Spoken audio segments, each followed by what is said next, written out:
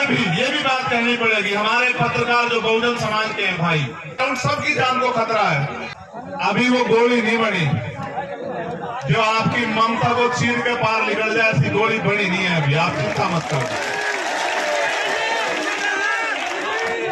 मेरी बात पर गौर करो, और मैं अपनी 1 मिनट भी अब किसी को कुछ कहने में खराब नहीं करना चाहता, मैं आपसे बात करना चाहता हूं।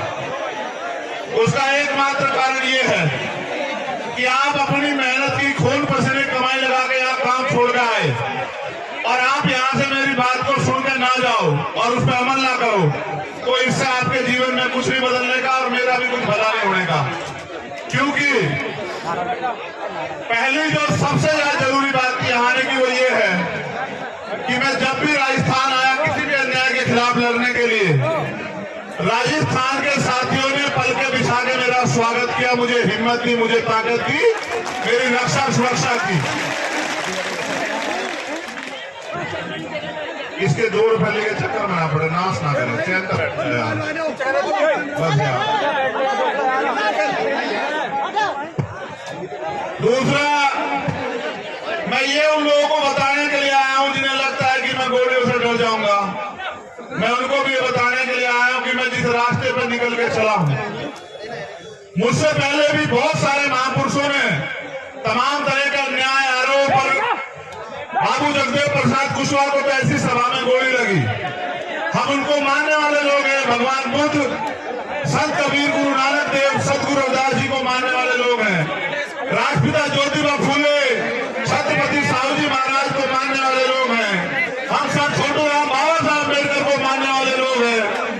हम गोलियों से डरने वाले नहीं हैं, मगर मैं ये भी बता देना चाहता हूं, मैं गोली का जवाब भी दे सकता हूं, इस बात को भी आप लोग जानते हैं। अगर मैं गोली का जवाब शांति से दूंगा हमेशा, मैं आज भी आपसे अपील करूंगा कि आप शांति बना के रखो। उनकी गोली का एक और कारण यह है कि वो डर रहे हैं, वो घबरा रहे हैं, और जब कोई घबराता है तो वो इस स्थिति में आता है कि इस तरह के हमले करता है। आप ये जानते हो कि वो मुझे सीबीआई, ईडी, इनकम टैक्स से नहीं डरा सकते, वो मुझे मुकदमा जेल से नहीं डरा सकते। मैंने भारत की सबसे बड़ी जेल तिहाड़ भी 2-2 बार काटी है, मैंने 16-16 महीने जेल काटी है, मैंने यहाँ राजस्थान की जयपुर की जेल भी काटी है, मुझे वो जेल से नहीं डरा सकते।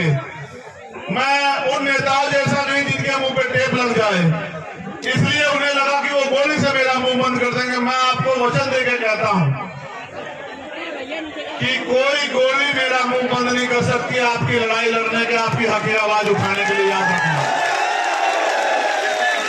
तो ये मेरा संदेश उनको भी है कि मैं आपकी गोलियों से नहीं डरूंगा। अगली बार फिर तैयारी करना, मेरी माँ बहनों का, मेरे भाइयों का प्यार आशीर्वाद मेरे साथ है। जब तक इनका प्यार आशीर्वाद मेरे साथ है, मैं कहीं नहीं जाने वाला। जब तक कुदरत ने मुझे जिंदगी दी है, मैं जिंदा दिल से जीऊंगा, शेर की तरह जीऊंगा, आपके बीच रहूंगा। दूसरी बात,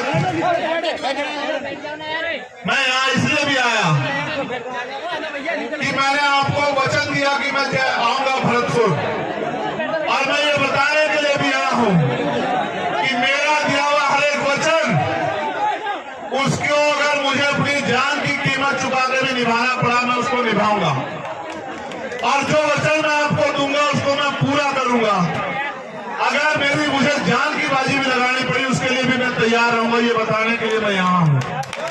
और चौथी और आखिरी बात जो सबसे महत्वपूर्ण है, हमारे नेताओं को भी सुननी चाहिए, कि जब आप संघर्ष के पथ पे हो, कर्तव्य के पथ पे हो, अगर कोई बहुत ही ज्यादा मुसीबत आ जाए तो आप लक्ष्य से भटक जाओ, आप समय से ना पहुंचो, वरना आप समय से पहुंचो और मिशन के रास्ते में कोई कठिनाई आ जाए, जब तक आपके महापुरुषों का सपना पूरा ना हो तब तक रुको ना, अड़िग रहो। जैसे मैं आज अड़िग खड़ा हूं, ऐसे आप भी अड़िग रहो, क्योंकि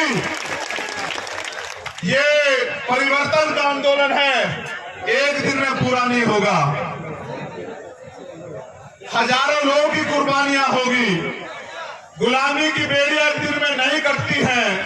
मैं ये बताने के लिए भरतपुर में हूं, इस एकता के बीच में, कि अगर गुलामी की बेड़ियां काटनी है तो कुर्बानी देने के लिए तैयार रहो, क्योंकि जिस कौम में कुर्बानी के बकरे तैयार नहीं होते वो कौम कभी आजादी प्राप्त नहीं करती है। इतिहास गवाह है। अगर हमारे खून से क्रांति आए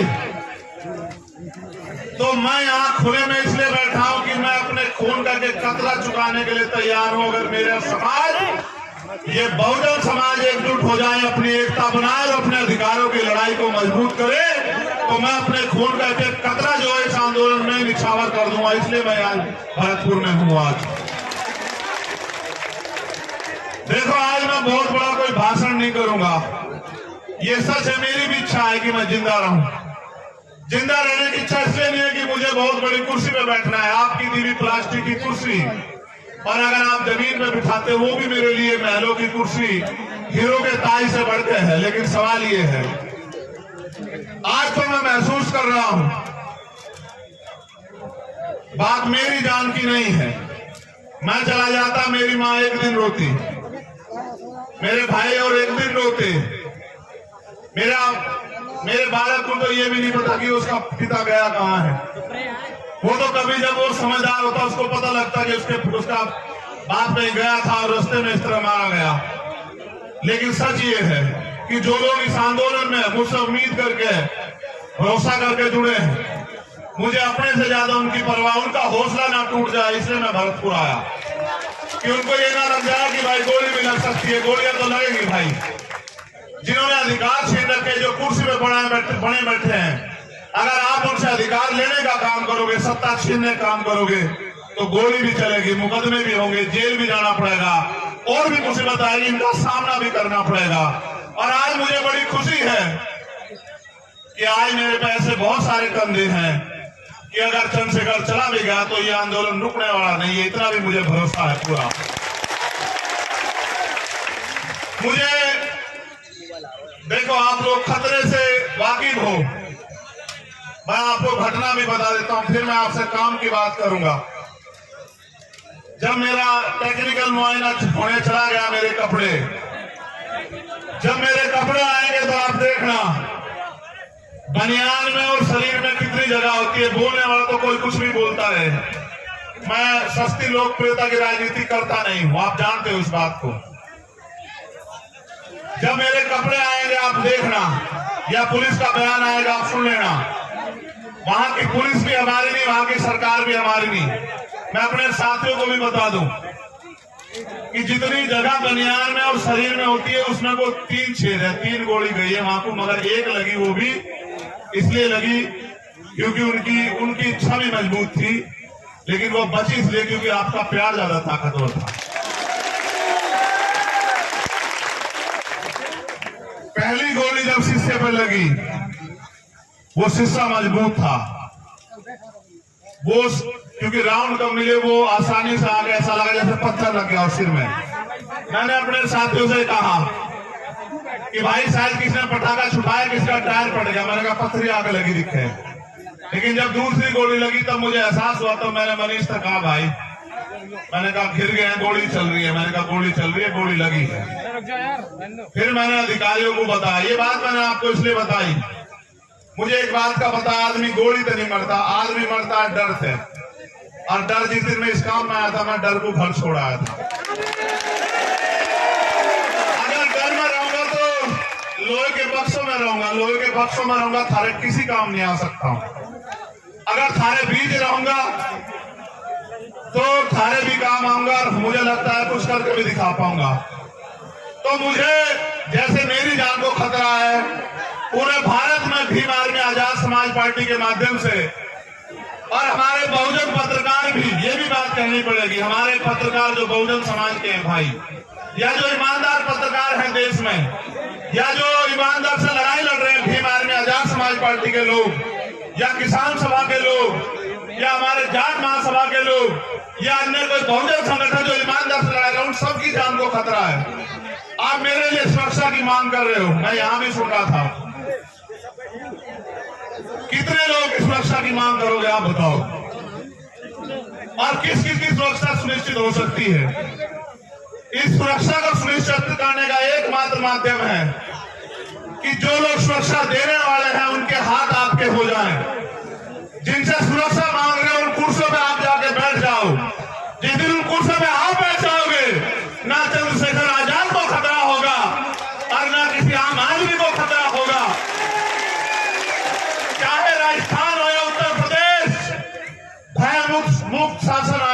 मुक्त।